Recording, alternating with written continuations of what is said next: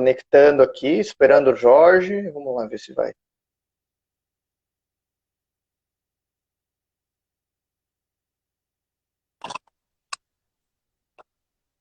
Vamos lá. Ok?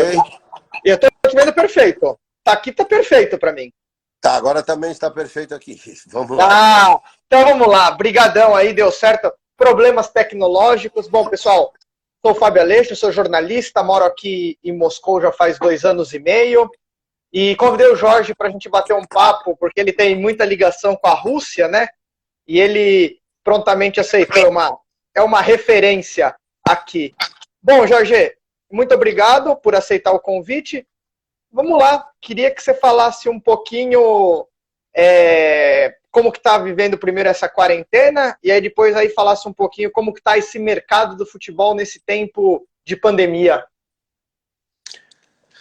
É o prazer estar falando, Aleixo. Eu acho que a pandemia pegou o mundo de surpresa, a gente está muito triste, enfim, tentando ajudar as pessoas, ser ajudado também, porque é um momento muito difícil de solidão, onde só a família é o que interessa, e a gente está trabalhando em cima disso. Contatos, eles continuam direto com o pessoal do futebol, por telefone, com os jogadores e tudo mais, mas realmente é uma coisa que é muito achômetro, ninguém sabe de nada, a gente não tem certeza de nada do que vai acontecer, do que vai ocorrer, e ter paciência, conviver,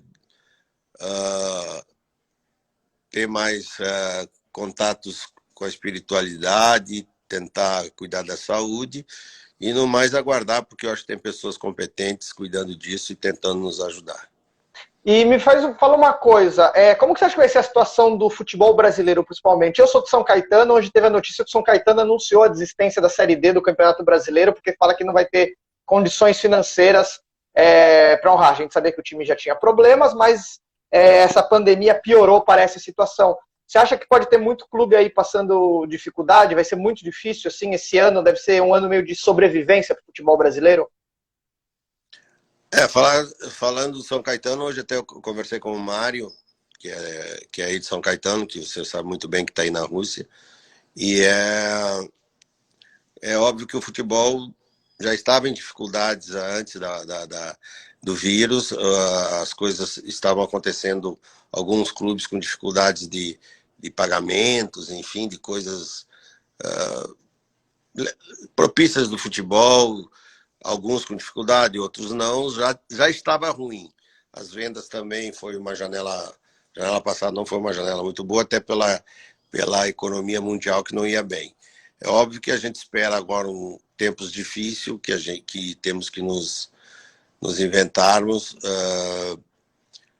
cuidar um do outro, tentar de que isso passe o mais rápido possível e que o futebol retorne, porque é onde a gente mexe com o entretenimento das pessoas, a dificuldade é grande. Tanto é que as audiências de jogos de futebol que emissoras têm passado, os jogos antigos, têm dado muito alta, porque realmente as pessoas que gostam do futebol estão muito trancadas e estão acostumados a viver isso. Não se tem mais notícias, o que se tem de notícias no futebol é invenção. A gente sabe que a maioria dos clubes não estão tendo contato com ninguém, nem com a imprensa. Então, tudo hoje que está no futebol são meias verdades.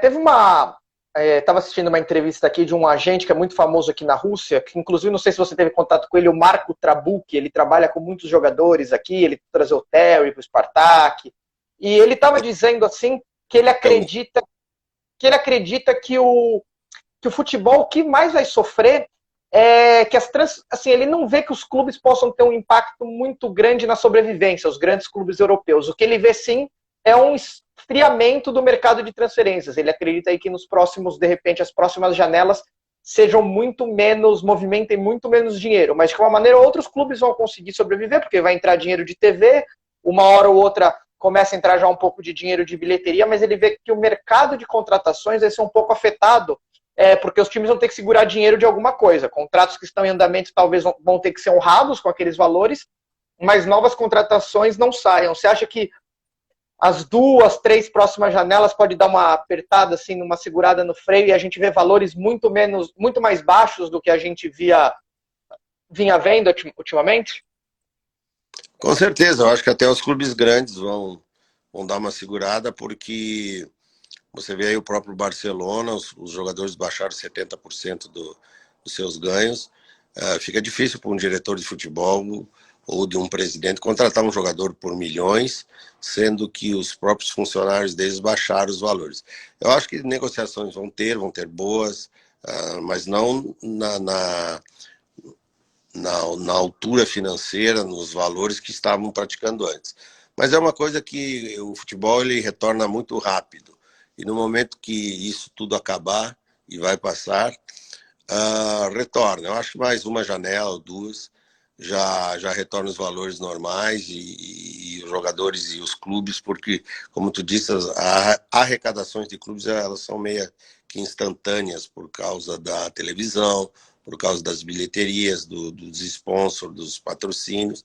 Então, acho que os clubes pequenos vão demorar um pouquinho mais, os grandes com menos dificuldade, mas eu não vejo grandes negociações aí pela frente, sendo bem frio, bem calculista, já que a gente está aí há 30 e poucos anos nesse mercado e eu nunca passei por isso, por uma dificuldade, já teve outras dificuldades, na época que a Alemanha teve uma queda muito forte, estava com o futebol falido, depois se reinventou, o próprio A Rússia México. teve uma época que o rublo desvalorizou muito, né? Na crise da Crimeia, as sanções, o rublo desvalorizou muito, né? A crise da Rússia, que é um grande cliente meu, que sabe o contato que eu tenho com o Spartak, com o CSKA e com o Kazan, parou de negociação, parou de fazer negociações por 2 anos. Acho que a única negociação que teve nessa época, 1 ano e meio, 2 anos, não me recordo, foi a renovação do Mário, que até o presidente falou, eu não vou contratar ninguém, mas vou renovar o Mário. Então foi tido como uma Mas era negociação. local, né? Não era uma crise global, era um mercado, da Alemanha, mas você tinha Inglaterra funcionando bem, Espanha, Itália, agora é todo mundo. Agora é mundial, então as pessoas têm que cuidar mais dos jogadores, a CBF, a FIFA, que são instituições bilionárias, teriam que cuidar com mais respeito os clubes e os jogadores de times pequenos e de países pobres. Como aqui no Brasil, a gente sabe que 97%, 95% de todos os jogadores ganham menos de que 2 salários mínimos, que é pouco, é muito pouco, e ainda mais agora sem receber. Então, e se fala de futebol milionário, mas futebol milionário, 5% das pessoas, dos jogadores hoje em atividade no Brasil, ou brasileiros que estão fora, atingem estas quantias. Mas o que está mais preocupante, o que está mais me deixando inquieto, são os times pequenos, porque eu tenho vários jogadores também em time pequeno, tenho colegas meus que têm também, e falo com dirigentes de clubes pequenos, e é ali que está a dificuldade. A dificuldade está no clube pequeno, nas famílias, nas pessoas que trabalham nos estádios, nas pessoas que cuidam de tudo, Sim. enfim. O cara que vende o amendoim, a pipoca, o cachorro, Porque se chocolate, você for pensar, esse está sem trabalho. claro, se você for pensar um jogador como. Opa, deu uma travada. Acho que a gente está Não, voltando. Peraí. Voltou. Não, eu ia falar. Se for pensar, por exemplo, grandes jogadores, se 2 meses ele não receber 10 milhões de euros, ele receber 4, não vai mudar a vida dele, porque ele tem uma fortuna muito grande. Agora, o jogador do clube pequeno que recebe 2 mil reais por mês, se ele receber 500 2 meses, aí vai ferrar para ele. a gente tem principalmente as categorias de base também, os guris que dependem hoje em dia, tem jogadores de 14, 15 anos que sustentam a família, que eu tenho jogadores nesse nível, de que sustentam ali com a ajuda de custo da empresa ou do próprio clube, que vários clubes agora cortaram isso. Então, a situação ela não está boa para esse segmento de esporte. O jogador que é amador ainda também tem família. Não é só os profissionais. É a garotada das categorias de base que o clube ajuda com passagem, simplesmente encerrou, fechou. Os jogadores estão ligados ao clube, mas está se olhando pouco para essa categoria, que são bem mais pobres do que necessitam muito mais da comida, das 3 refeições que fazem no clube, de que os próprios jogadores que têm família e que têm um salário pequeno, de clubes que fecharam, que às vezes clubes que também sendo salários baixos, de 2, 3 mil reais, são clubes que de repente só disputam o Campeonato Gaúcho, só disputa o Campeonato Paranaense, Catarinense. São estados mais ricos, você imagina estados do Norte e Nordeste. São jogadores que geralmente passam somente nos 12 meses, 3 meses, 4 meses empregados. E que depois não tem mercado para eles. Então, e não recebendo esses 3 meses, que seria uma safra para eles, na condição que está hoje por causa do vírus, realmente é uma situação muito, muito triste. E que a gente tem muita ajuda das instituições que comandam o futebol e que são milionárias, que poderiam ajudar. Vamos falar um pouquinho da sua empresa, JMB. A gente sabe que você falou mais de 30 anos aí no negócio. Hoje em dia, com quantos jogadores você está mais ou menos no portfólio? E aí a gente vai entrar nos principais que o pessoal tem curiosidade de saber, falar de Mário, falar de Felipão, mas fala um pouquinho atualmente com quantos jogadores você tem gerido a carreira, como que está seu trabalho nessa questão da sua agência?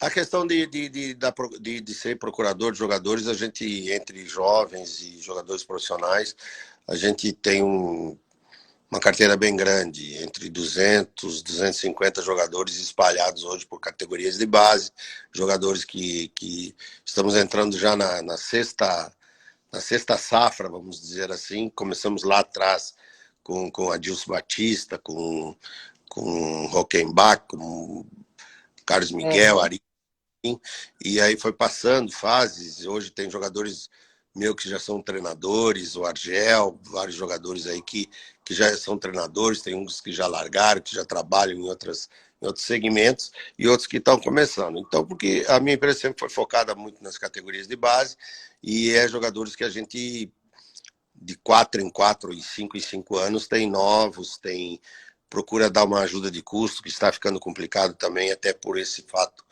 de que a lei mudou. Antigamente você podia ter direitos econômicos do atleta, e agora você não pode mais. Mas a procuração, e você tendo jogadores de alto nível, você consegue manter, sendo que eu sou um vendedor, me considero um empresário mais vendedor do que procurador. Mas mais chegado, que praticamente viram filhos, Marinho, Carlos Eduardo, Scheid, enfim, Sobis, que é da família. Então desses a gente cuida mais. Mas vários jogadores, as vendas que a gente faz e tudo, são jogadores que não participam. Vendo muito, não sou nem procurador.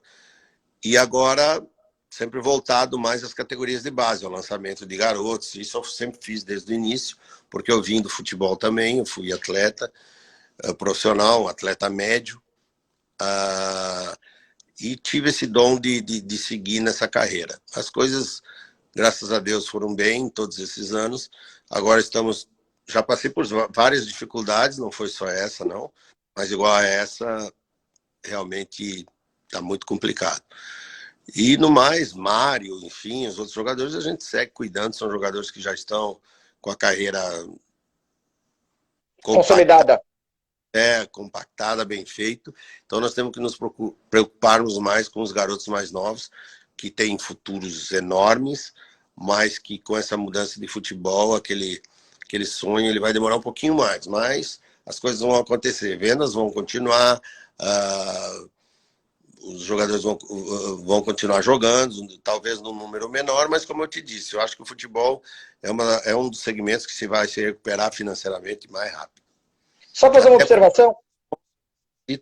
Vender. E ali a mídia, ela entrou muito forte e não tem mais como voltar nisso. Só uma pergunta que veio aqui, depois a gente vai entrar em futebol russo, mas eu acho que tem muito interessante. Acabaram de fazer uma pergunta aqui, o Sotile Diego, se a aquisição da maioria das ações do CSKA pelo banco VEB tem a ver com essa crise do coronavírus? Queria dizer que não, isso já era um negócio que vinha sendo costurado há um tempo. A VEB foi a responsável por dar dinheiro ao CSKA construir sua arena. O CSKA tinha dívidas com este banco, o banco aceitou pegar em forma de ações. Então, a partir de agora, o banco passa a ter 76,6% do controle do CSKA, e o resto das ações do CSKA pertencem ao Evgeny Ginner, que você conhece muito bem. Ele continua, mas ele continua administrando o futebol junto com o Roman Babaev. Daqui a pouco a gente vai falar um pouco sobre Rússia, porque eu estou aqui na Rússia, tenho falado bastante sobre Rússia nas minhas lives, e foi por esse motivo que eu convidei o Jorge, porque ele é um especialista nisso. Mas queria falar um pouquinho, foi até a foto que eu coloquei para chamar essa live, Felipão. É um cara que todo mundo quer saber como que anda, como que não anda, todo mundo comentando muito, principalmente porque há 2 domingos, né, a Globo reprisou a final do Mundial de 2002, o Brasil penta com o Felipão. Como que tá o Felipão? O que tem de proposta, o que não tem? Teve uma sondagem de Boca Juniors, que acho que foi a última grande sondagem que apareceu aí na mídia. Como que tá a situação do Felipão agora, Jorge?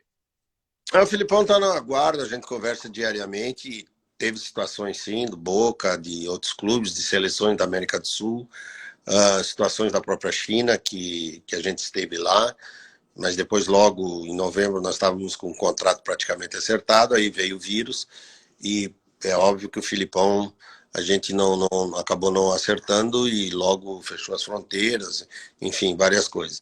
Então, estamos no aguardo. Teve clubes aqui do Brasil que, quando trocaram de treinadores, também ou quiseram, mas o Felipe preferiu não, naquele momento, né, não treinar o Brasil, de ter um plano, um projeto mais para fora, para a China, para a própria Emirados Árabes, e é assim que, em stand-by, na espera, porque é o que todo mundo hoje no futebol está fazendo. Além disso, quem falar qualquer outra coisa, ele está achando alguma coisa. Vamos começar o campeonato gaúcho dia 15 de maio, vamos começar o brasileiro não sei quando. Isso aí ninguém sabe, porque nós temos que ter calma e aguardar as consequências aí do que essa doença trouxe para nós, ser humano, porque em todos os segmentos, todas as coisas, eu acho que nunca mais seremos os mesmos.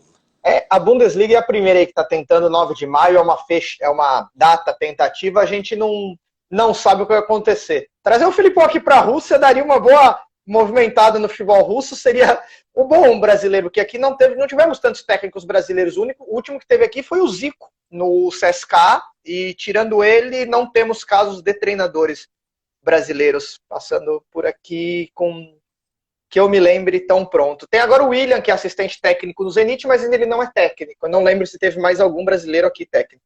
Acho que não. O Ivo Wortmann teve aí, também, acho que ele treinou o Dínamo, bem... Mas são poucos. É um mercado que treinador brasileiro ainda...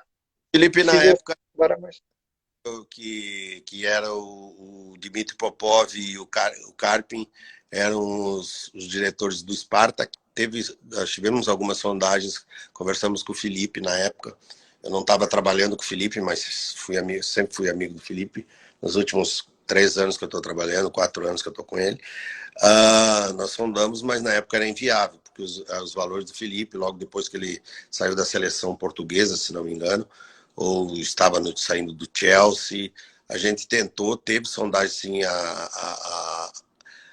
com o nome do Felipe, mas não foi. Mas agora é óbvio que as situações estão tão boas, e eu sei que ele teria o maior prazer de trabalhar aí. É só uma questão de ver os acontecimentos, porque o Felipe é uma pessoa muito ativa, ele quer trabalhar, independente do mercado, porque também foi um cara que já trabalhou em todos os clubes do mundo, e se não me engano, está entre os 3 ou 4 maiores vencedores do futebol mundial. Então ele é uma referência, sempre foi, e é uma questão de projeto. É isso que ele está atrás para se definir. E esperar que isso tudo passe para que ele possa ter tranquilidade para definir o país que ele vai trabalhar. Legal, nós vamos entrar agora em futebol russo. Só respondo primeiro o meu amigo aqui, Oleg Koshlev, assistente, ele é assessor de imprensa do Spartak, brincando aqui que Kavenag é mais grande que Pelé. Nós vamos falar um pouquinho sobre o Kavenag, que você tratou com negociação com eles. O Bruno Felipe fez uma pergunta, exceto russo, qual o perfil nacionalidade que domina aí? Bom, Entre os estrangeiros, a maioria aqui é brasileiro. Nas últimas, acho que 10 ligas, teve uma só que acho que não era mais... O maior número de estrangeiros não era brasileiro. Sem contar que hoje a gente tem 4 que não contam como brasileiros, né? Que é o Guilherme, o Mário Fernandes, o Joãozinho e o Ari. Os 4 têm passaporte russo. Vamos falar um pouco então de Rússia, nessa conexão. Você está em Porto Alegre? Tô sim, tô na minha casa em Porto Alegre. Conexão Moscou-Porto Alegre, cruzando o Atlântico, cruzando hemisférios. Bom, como que surgiu esse para você? Como que foi que você entrou no mercado russo? Como que surgiu isso? Como que foi? Porque a gente sabe que é um mercado que até, sei lá, 20, 22 anos atrás era muito fechado, saindo da União Soviética, era muito difícil, e pouco a pouco os brasileiros começaram a desbravar aqui. Se eu não me engano, o primeiro brasileiro que jogou aqui foi o Robson, que jogou no Spartak Moscou há muito tempo, acho que 97, por aí, foi o primeiro brasileiro que teve. Aí depois começou a ter uma explosão, aqui a gente teve muitos brasileiros, muitos fazendo sucesso, o pessoal lembra até hoje, claro, caso do Hulk, Daniel Carvalho, Wagner Love, Jô, Ibson, Alex, Mozart, e hoje os brasileiros aqui dominam, tanto que a gente tem 2 na seleção russa, 3 o Ari que teve uma oportunidade, mas queria que você falasse, só aproveitando, quantos estrangeiros podem jogar na Rússia? São 6 estrangeiros e mais 5 russos que têm que estar em campo ao mesmo tempo, mas a partir da próxima temporada muda, só podem 8 estrangeiros no elenco inteiro, mas aí pode colocar os 8 em campos. Hoje não tem limite dos estrangeiros, então talvez isso mude um pouquinho a dinâmica de contratações do time russo. Mas voltando ao Jorge, queria que você falasse um pouco como começou sua relação com a Rússia e como que ela é hoje, e falasse um pouquinho das negociações legais que você fez ao longo desses anos. Meu primeiro negócio na Rússia foi muito, muito engraçado. Um colega que eu tinha que depois foi diretor do Spartak, morava na Rússia, que era o Dmitry Popov, me ajudou em algumas negociações na Espanha, do Sobis e de outros jogadores. E quando ele assumiu a diretoria junto com o Valery Karpin, no Spartak Moscou, ele me ligou, que tinha um jogador que eles tinham pagado uma fortuna, que era o Kavenag. E ele tinha desaparecido de Moscou, não tinha se reapresentado. E eu pensando nisso, ele tinha feito um bom Mundial Sub-20, se não me engano. Era um jogador que o Brasil inteiro e vários clubes gostavam dele. Quando ele saiu do River para ir para o Spartak, ele estava em alta. E aí foi pago uma fortuna por ele na época. Eu não me lembro se foi 9 ou 11 milhões de euros. E esse jogador não deu certo e não quis mais jogar na Rússia e não se reapresentou. Aí, no outro dia, um dia antes, o Ricardo Gomes, meu grande amigo Ricardo Gomes, estava treinando o Bordeaux da França e tinha me pedido um atacante para o Bordeaux. E foi assim, bem um colou no outro. E eu liguei para o Ricardo e falei, Ricardo, você gosta se não me engano, o Ricardo tinha sido treinador da seleção brasileira nesse Mundial, um sul-americano, não me lembro. E o Ricardo falou, eu falei, olha, tem o Kavenag, que está assim, assado, é um jogador caro, mas ele falou, poxa, mas o presidente aqui do Bordeaux me deu uma condição para me contratar um jogador caro, e esse é um jogador que se encaixa no meu time. Em 48 horas eu vendi o Kavenag sem conhecer ninguém na Rússia, nem o clube, vendi pelo mesmo valor que foi comprado, que daí isso atraiu muita atenção dos russos no meu trabalho, e o presidente lá, o dono do Spartak, pediu para que eu fosse para a Rússia, que ele queria me conhecer. Era o Fedun já na época? Como? Era o Leonid Fedun já que cuidava do Spartak na época? Acho que era, né? Eu acho que era, sim. Que é o dono da Lukoil, da grande petroleira aqui, que é o cara que bota o dinheiro. Mas acabou eu indo para aí, nem eu conhecendo e nem eu conheço até hoje. Mas daí eu estreitei a relação com o Karpin, que era o manager geral, e com o Roma, que era também diretor, e o próprio Dmitry Popov. E nessa situação, eles começaram a me pedir jogador, e depois do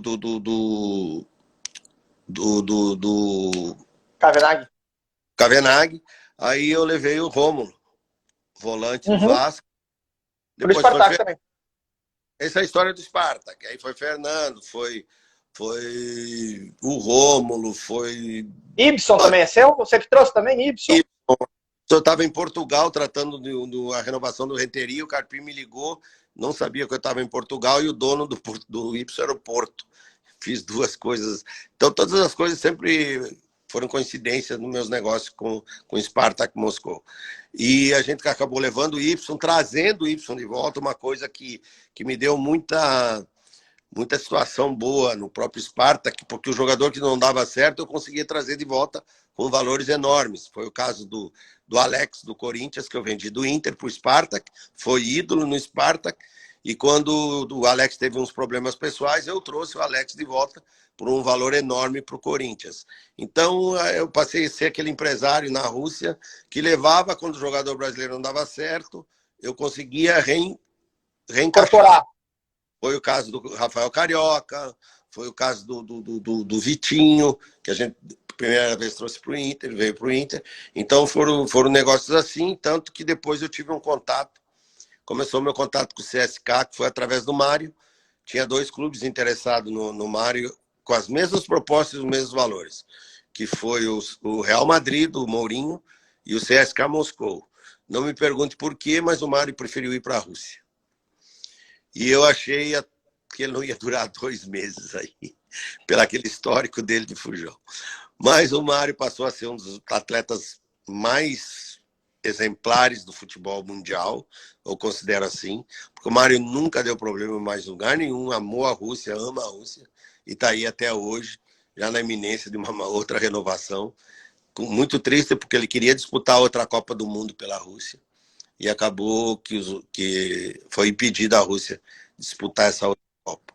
Mas o Mário é um jogador que vai longe, porque ele se cuida muito, então eu acho que na outra ainda ele pode vir a disputar. E depois teve o caso do Vitinho, que a gente contratou o Vitinho do Botafogo para o CSK. O Carlos Eduardo, que foi uma das maiores contratações na história da época do Rubim, né? Do Rubim.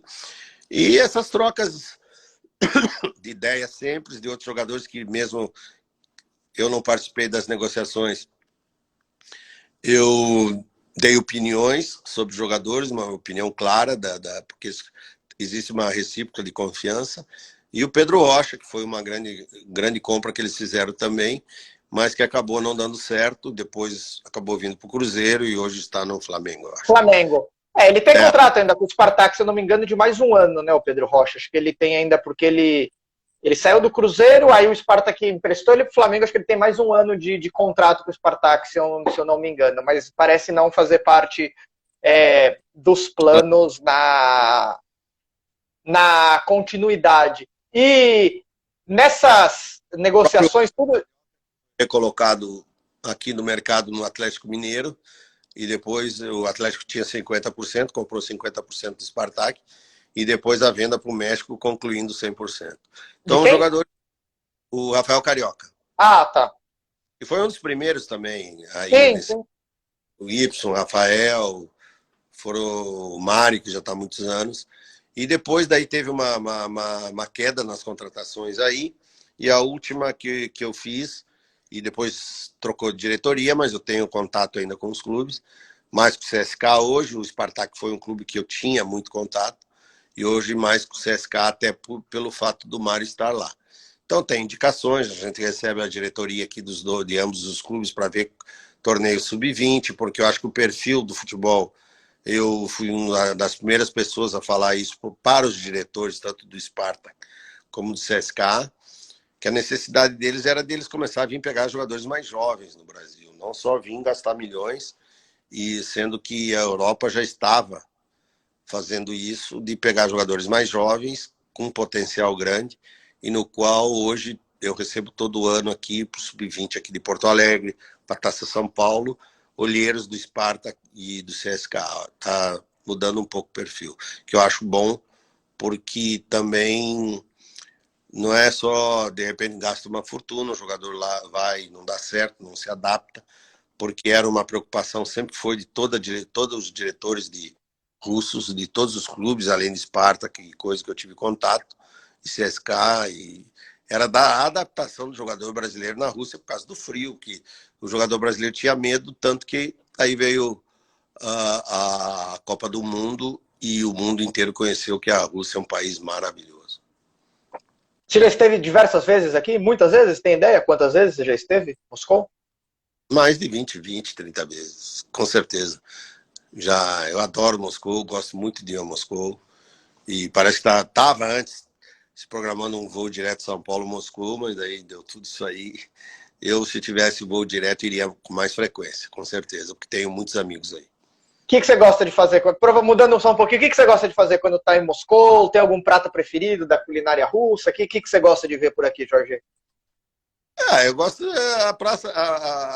a Praça Vermelha lá, se eu não for lá não tirar uma foto, já até meus amigos comentam, a tradicional foto da Praça Vermelha. Adoro muito ir naquele shopping ali do lado, comer nas calçadas ali da Praça Vermelha, naqueles bares que tem ali, tomar um chopp no verão, que é muito bom aí. Enfim, daqui a pouco dá vontade, porque quando eu vou a Moscou eu fico bastante tempo, até 10, 15 dias. E na churrascaria do El Gaúcho também, que o cara é amigo nosso lá, onde o Mário gosta muito de ir também. Enfim, é uma cidade muito linda, cosmopolitana, é uma coisa... Eu acho a cultura russa, o povo russo muito querido. Desenhava o povo russo. O americano desenhava o povo russo diferente para nós, como ele desenha hoje o árabe, que também são uns povos muito queridos. Então a gente nasceu e cresceu com essa ideia do povo russo. Mas o povo russo é tão quanto querido, festeiro e amigo que nem é o Quanto povo. brasileiro? Quando te Tu sabe, conhece... Não, conheço. tu sabe, mora aí, e tu sabe que o verão aí é imperdível. É uma coisa É. Espero muito... que esse aqui também seja, porque estamos até dia 30 de abril, estamos todos em casa. A grande parada do dia 9 Já, de maio, do dia da vitória, foi cancelada. Então, já fui bem, a gente não sofre muito porque é um país já preparado para isso. Né?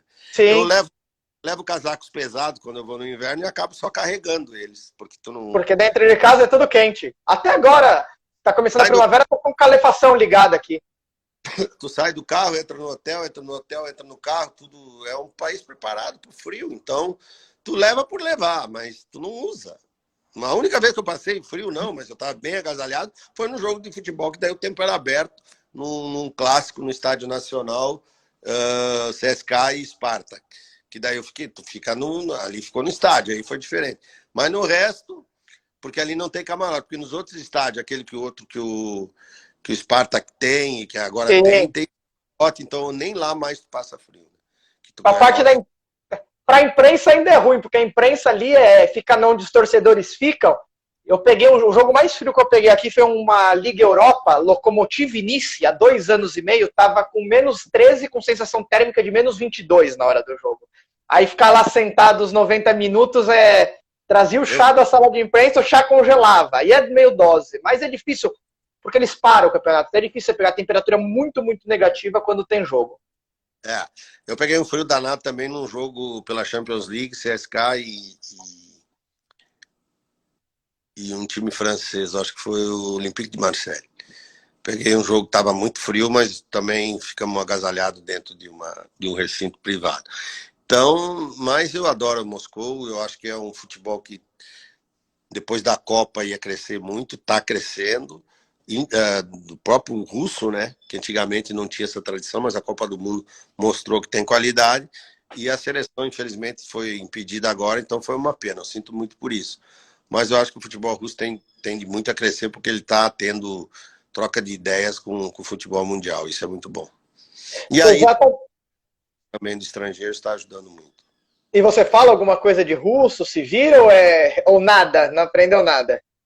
Nada, porque eu nem tento, porque eu acho que se tu aprender a língua em negociações, eu acho que o empresário sai perdendo. É melhor você ter tradutor e se expressar da forma que você quer, eles se expressam da forma que querem. No momento, não é bom saber da cultura, de como eles negociam. Eu sei da minha cultura, como eu negocio futebol, então em nenhum país do mundo eu me esforcei, tive milhões de países, vários países, onde tem futebol já estive. e eu nunca tentei aprender a língua local, a não ser na Espanha, que eu consigo, com o portunhol, entender e aí fica ruim. Mas tive a sorte também de fazer grandes negócios com o Barcelona, e quando eles queriam me enrolar, eles falavam em catalão, então eu fazia que não entendia também, mas não se entende mesmo catalão. Eu nunca me esforcei em nada a não ser saber o português mal e porcamente, porque eu acho que é uma defesa para mim quando eu quero dizer não e ter contato com o meu atleta. Apesar que a maioria hoje deles já sabe muito de português, então estão mais espertos também. Me fala uma coisa, quando o Felipão veio trabalhar no aqui do lado, quase do lado, no Uzbequistão, no Bunyodkor, que foi um time que ninguém esperava que o Felipão fosse trabalhar. Você já trabalhava com ele nessa época você não trabalhava? Porque foi uma história que ninguém esperava. O Felipão sair com todo o status, vir trabalhar no Uzbequistão, que é um futebol que ninguém conhece. Não, eu conheci o Filipão desde os 18 anos, sou amigo dele. Desde muitos anos, sempre foi meu amigo. A gente sempre teve uma amizade muito grande aqui, porque ele trabalhou no Grêmio. Na época do Grêmio tinha o Arilson, tinha o Carlos Miguel, o Luciano, o Adilson Batista. Eu tinha 7, 8 jogadores, o Roger, que eu era procurador daquele time. Então eu, além de tomar a dura do Filipão, desde aquela época, porque os jogadores aprontavam, era outra época, os jogadores iam para a noite, e aí o Felipe dava dura em quem? No empresário, aí eu tinha que ajudar. Então eu sou amigo dele há muitos anos. Mas ele ter ido para aí foi um dos jogadores que ele mais respeita no mundo, que eu sei que ele respeita, que eu trabalhei muito tempo com ele também. Quem o levou foi o Rivaldo, que foi para aí, era uma condição financeira muito grande. Daí o Rivaldo levou o Felipe. E aí ele foi e adorou a estadia, porque eu sempre falo com ele sobre isso. Adorou o tempo que ele trabalhou aí. Uhum. Você falou do Mário, né? Que você achava que ele não ia durar 2 meses na Rússia. Quando ele optou, como que é para o empresário? Porque para o empresário tem a chance, pô, o Real Madrid é muito maior que o CSKA, mas aí o jogador prefere sair do Grêmio, em vez de escolher o Real Madrid, vai pro CSKA, depois do Marca, da Capa, lembro que até durante a Copa, quando jogou Rússia e Espanha, reviveram essa história. Como foi esse momento do Mário, assim? Como que o empresário se sente quando o cara, pô, escolheu o CSKA, não escolheu o Real Madrid? E era muito, e aí é uma pergunta, não precisa falar em termos absolutos, a diferença de dinheiro era muita? Não, é exatamente igual. Tanto para o Mário como para o Grêmio. E chegou sexta-feira, às 6 horas da tarde, o presidente do Grêmio, que era na época o Paulo Odoni, nos deu um checkmate. Vocês escolhem hoje, ou eu não vendo mais o Mário, que o Vanderlei não quer mais liberar ele, o Luxemburgo. Aí eu olhei para o Mário e falei, e aí, Mário? Até hoje ele não me disse por quê. Ele disse que no final da carreira vai me falar, não sei se ele... Mas ele falou assim, quem me quer mais? Eu falei, os russos estão há um mês aí olhando você jogar. Com certeza é os russos. E lá tu vai ser o cara. E no Real Madrid tu vai ser mais um, ou pode virar também o grande jogador que ele mostrou hoje, que para mim é um dos melhores alas do mundo. Não saiu de lá por várias vezes porque não quis sair da Rússia. Isso que fique registrado, se vocês sabem. Mas tivemos propostas de grandes clubes. Internapoli, né? Vários, né? Atlético de Madrid. Vários. E o Mário nunca quis sair daí. Nunca. Ele fazia eu viajar até lá para me atender as pessoas, mas eu já ia sabendo que não ia ter negócio. Perdão. Então, é um jogador que se adaptou demais aí. E eu acho muito difícil tirá-lo daí. Mas, enfim. Eu acho que o Mário viria no final da carreira para o Brasil. Ele tem contrato até 2022 aqui, né? Esse contrato atual dele vai até 2022, né? É isso, e já se ventila a possibilidade de uma renovação, né? De ter o CSKA já tá começando a sondar? Não, o próprio Mário tá conversando comigo, estava antes da situação. Nós temos o meu filho é que fala mais com o diretor, porque ele fala o inglês fluente, né? O meu filho, Cauê Machado, então ele que está mais ligando pro... Babaev? É que vocês negociam com o Babaev ou com o Guiner? Não, ele fala mais com o... Putz, tanto nome russo. Com o Babaev, lógico, ele é o cara que mais... É o cara que é a última palavra. mas ele fala muito com o Maxim, diretor de Aham. futebol, e com o Antão. O Antão eu falo porque o Antão também fala português. São os dois diretores que a gente tem mais contato. E Babá aí, é para sacramentar, né? e só para a gente terminando já aqui, tem algum jogador aí brasileiro que está na mira da Rússia? Sim, alguns nomes que estão sendo observados? Tem alguém assim que, de repente, numa próxima janela pode pintar aqui? Não, o que a gente sabe é que a necessidade dos clubes aí é atacante, zagueiros, que a gente já está monitorando, mesmo os jogadores que não são nossos, para apresentar para eles. Mas, em tese, assim, diretamente, depois que teve o problema, os contatos são poucos, porque todo mundo teve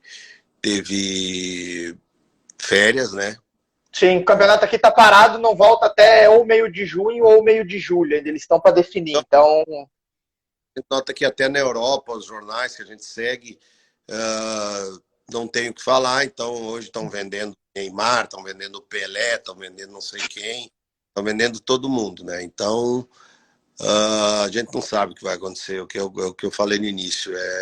Em qualquer segmento do mundo, alguém que tenha certeza de alguma coisa, ele não está indo com a verdade. legal. Bom, a gente fez o combinado aí, conversar uns 40 minutos. Acho que foi bem legal esse papo. Daria para a gente estar muito mais. Inclusive, se você gostou, no futuro a gente pode fazer mais aqui, porque se deixa a gente, ainda mais nesse tempo, a gente fica 2, 3 horas falando de futebol, que é um negócio que movimenta, que a gente gosta muito, né? E aqui acompanhando a Rússia, sempre acompanhando os negócios que você fez, assim. É, A gente nunca se encontrou pessoalmente, a gente já tinha se falado algumas vezes por telefone, mas eu também sou muito amigo do Mário, a gente fala quase direto também, né? E a gente sempre fala do Machado, tal, a gente sempre comenta entre nós, situação do futebol, tudo. Então, é eu muito não, legal, eu gosto muito. eu não apareço muito na mídia, sempre fui um cara mais.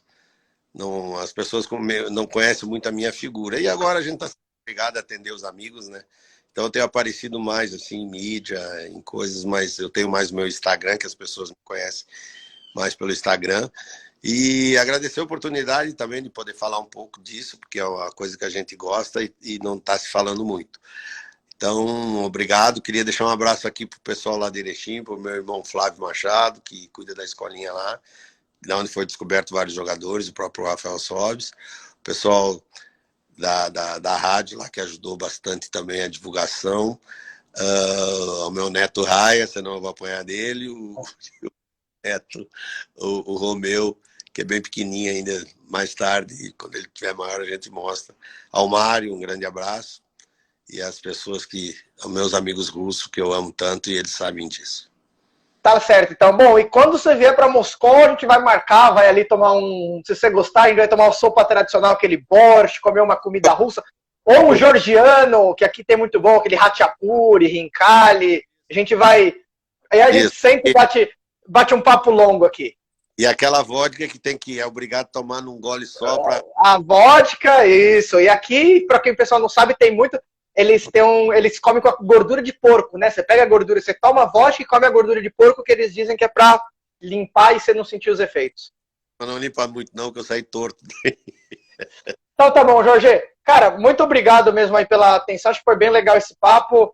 Fica com Deus aí, todo mundo se cuidando. Em breve a gente se vê aqui em Moscou. Adorei. Um abraço, Alex. Falou, Parabéns. tchau, tchau. Muito obrigado. Tchau, tchau. Bom, pessoal, é isso aí. Essa foi a live de hoje. Amanhã também, para quem gosta de futebol russo e gosta de boas histórias, teremos Daniel Carvalho aqui para conversar sobre tudo isso. Então, conhece, que é muita gente que conhece o Jorge, então vocês ficam aí ligados, que amanhã Daniel Carvalho, nesse mesmo horário, às 3 horas da tarde, vai estar aqui comigo batendo um papo. Eu estou aqui mais um pouquinho, se alguém quiser mandar alguma pergunta sobre futebol russo, alguma coisa, a gente posso ficar mais uns 10, 15 minutinhos, se vocês quiserem. Se não quiserem, também não fico. Mas vocês podem mandar aí perguntas, se alguém tem curiosidade sobre futebol russo, Mário Fernandes, vocês me avisam e a gente faz. Se não, a gente. Bom, espero uma entrevista contigo. Quando quiser, a gente pode fazer. Eu tenho uma camisa autografada do Daniel. Bom, amanhã com o Daniel vai ser a partir das 9 horas de Moscou, Kaká. A gente vai começar aqui a falar sobre aqueles tempos áureos do CSKA, quando o Daniel Carvalho foi o melhor em campo na final da Champions, da Copa da UEFA, que o CSKA ganhou de 3-1 do Sporting Lisboa lá em Portugal. Então amanhã a gente vai ter esse papo bem legal com o Daniel Carvalho. Para quem quiser saber, essa camiseta aqui, até o Kaká falou. Até qual idade vai a base, Aleixo? Ixi, aqui na Rússia. É que aqui na Rússia a categoria de base eles começam um pouco mais tarde, cara. Eles não têm esse costume de moleques de 15, 16 anos, né? Então, os caras entram com 17, 18 e fica. Alguns nomes dos jogadores brasileiros que eles falam, como assim? Que se quiser me explicar melhor, eu respondo. Vamos lá. Lucas, qual é o nível da Premier da Rússia e a Liga 1? Cara, é um nível bom, é um campeonato bem fechado, muito tático, muita força física, muita briga. É um campeonato que não é tão vistoso tecnicamente, tanto que você for ver os resultados, placares 2-1, 3-1, é difícil ter jogos de muito gols ou goleadas, mas é um campeonato muito disputado e muito difícil de se jogar. Mas acho que é um campeonato bom, tá entre os top 10 da Europa fácil. Acho que, claro, não dá para comparar com França, Espanha. Com França até não sei, porque na França tem um time bom que é o PSG, e o resto não tão bom, né? Então, top 6. A base na Rússia funciona parecido como a nossa no Brasil, então aqui eles entram um pouco mais tarde, a gente não tem aquela tradição de o cara entrar com 11, 12 anos, porque aí essa parte eles fazem nos colégios, nos bairros, tudo, universidades, né? Que aqui é um critério, eles investem muito na educação, e depois ele vai para a academia dos times, aí começa com 17, 18, tanto que às vezes o jogador com 20, 21, 22 é considerado ainda como promessa da base. O mercado russo é bom para quem está começando no Brasil, mas como o jogador brasileiro está se adaptando muito rápido, então acho que aí é uma questão de saber um pouco como Moscou é uma cidade cosmopolita, não deve nada a nenhuma capital da Europa. Claro, tem o frio, o jogador precisa acostumar a treinar no frio, jogar com temperaturas negativas e tudo mais. Mas aí vai muito de cada um, da cabeça, de cair, de vir num time, se adaptar bem. A gente tem exemplos ótimos de jogadores que se adaptaram aqui: Mário, Guilherme, Ari, Joãozinho, o Alex quando veio, o Y, Mozart. E a gente tem casos de jogadores que não renderam, não se adaptaram, infelizmente, como foi o caso mais recente do Pedro Rocha. Então, acho que isso depende de muito, mas eu lembro até que teve uma vez que o Viola disse que não se acostumou na Espanha por causa da comida. Então, vai muito de qualquer. Quais nomes dos brasileiros que estão falando aí para ser contratados? Então, como o próprio Jorge disse, acho que nesse momento está meio parado. Então, não tem tantos nomes, né? A última aquisição brasileira por um clube aqui foi o Felipe Viseu, que está lá no Armate de Grozny por empréstimo da Udinese. Então, foi essa última contratação. Tinha outros times de olho, foi até surpreendente ele vir para cá, né? Porque ele tinha saído do Grêmio e acertar com o Atlético Paranaense, mas veio parar aqui no Armat Grozny. Aí, como diz o Martim, Pedro Rocha fracassou, porque não se adaptou, não se deu bem e acho que não vai ser adaptado. Não vai voltar, não vão usar. Lucas Paulista, tive o prazer de trabalhar com o Ari, excelente profissional, ídolo na Rússia. É isso mesmo. Quantos jogadores estrangeiros podem ser inscritos na segunda divisão? Olha, rapaz, aí você me pegou, porque essa pergunta eu não vou saber te responder. Eu sei da primeira liga, né, da Premier Liga, que você pode escrever quantos você quiser, só que você pode colocar 6 ao mesmo tempo em campo. E a partir da próxima temporada muda, você só pode inscrever 8, mas os 8 podem jogar ao mesmo tempo. Cara, a partir de que idade pode jogar como profissional aí na Rússia? Bom, para assinar contrato, teoricamente a partir dos 18, como é em todo mundo, né? Antes disso, o jogador não tem direito de assinar um contrato profissional. Isso é uma recomendação da FIFA, né? Então, tem esse jogador de 15, 16, ele não assina um contrato como profissional, né? Ele assina um outro tipo de contrato, mas não pode ser considerado profissional. Mas isso é uma determinação da FIFA para todos os países. Bruno Felipe, há problemas com pagamentos? Cara, a maioria dos times aqui pagam um em dia. Times pequenos, por exemplo, esse aqui, que eu tô com a camiseta, o Tosno, foi uma equipe que faliu. E aqui a gente tem muitos times da Rússia que acabam falindo. Teve recentemente o Tosno que faliu, o Ankar Perm. Então aqui os times têm um pouco de dificuldade, porque muitos são bancados pelos governos regionais, né, das regiões. Então às vezes tem um governador que não gosta tanto de futebol, aí acaba mudando um pouco. Luan deveria ter ido para a Rússia? Chegaria fácil assim como o Douglas Costa? Cara, acho que o Luan teria se dado bem aqui, mas acabou que ele acabou não vindo. Veio o Pedro Rocha, né, na transferência no lugar dele. O Douglas Costa não foi aqui, né? O Douglas Costa foi na Ucrânia. Ele rendeu muito bem no Shakhtar Donetsk. O Douglas Costa nunca passou pelo futebol russo, infelizmente. Então o Douglas Costa foi na Ucrânia, né? A Ucrânia também é um mercado que contrata muito brasileiro, principalmente o Shakhtar ou Shakhtar Donetsk, como eles falam aqui. Quem quiser mandar mais... Eu estou procurando responder rápido as perguntas para vocês poderem perguntar mais. Mas a gente pode fazer um papo longo aí, quando vocês quiserem. Se vocês tiverem curiosidade sobre futebol russo, a gente fazer uma live só para falar sobre futebol russo, vocês me escrevem no Instagram e aí a gente vai conversando e vai trocando ideias. Eu posso abrir uma live aí para a gente só ficar um longo tempo falando de futebol russo, tá bom? Acho que é isso aí, pessoal. Acho que eu tentei responder a todo mundo. Eu agradeço aí por quem veio assistir a live e convido vocês amanhã para as 3 horas de Brasília, 9 horas de Moscou, estarem aqui comigo e o Daniel Carvalho. O futebol russo será campeão da Champions novamente? Então, o time russo nunca foi campeão da Champions, né? O time russo foi campeão 2 vezes da Copa da UEFA, uma vez com o Zenit contra o Glasgow Rangers na final e a outra com o CSKA contra o Sporting. E o Zenit ganhou uma Supercopa da UEFA contra o Manchester United naquela final quando era disputada ainda em Mônaco. A Champions eu acho muito difícil, sinceramente não vejo. Mesmo porque você vê que ultimamente quem domina é a Espanha ou Inglaterra, né? Então é muito difícil um time fora de qualquer eixo conseguir. Até o PSG não consegue ser campeão da Champions League, quem dirá um clube russo. Aleixo, excelente trabalho. Estou aqui na Grécia, sou representante de jogadores. Se precisar de qualquer coisa aqui de futebol grego, estou à disposição. Ô, Bruno, legal saber, muito obrigado. Pô, vamos tentar marcar. Queria conversar com o Maurício, que está no PAOK, que ele teve a passagem aqui pelo Zenit, e a gente conseguia aí ajeitar uma live com ele. Acho que seria bem legal, né? Tem essa proximidade, mesmo que o dono do PAOK é um grego. Rodrigo Salviti conheceu? Foi fisioterapeuta do CSKA. Cara, não, talvez ele tenha vindo para o CSKA, ele trabalhasse no CSKA antes da minha chegada aqui na Rússia. Faz 2 anos e meio que eu estou de forma permanente aqui. Então, não conheci. Mas é isso. Quem quiser, manda mensagem no direct no Instagram. Estou sempre respondendo, estou sempre conectado. As lives estão sempre aí. Amanhã, então, por favor, se conectem aí. Teremos Daniel Carvalho, tá bom, pessoal? Muito obrigado. Obrigado mesmo pelo carinho, pelas mensagens.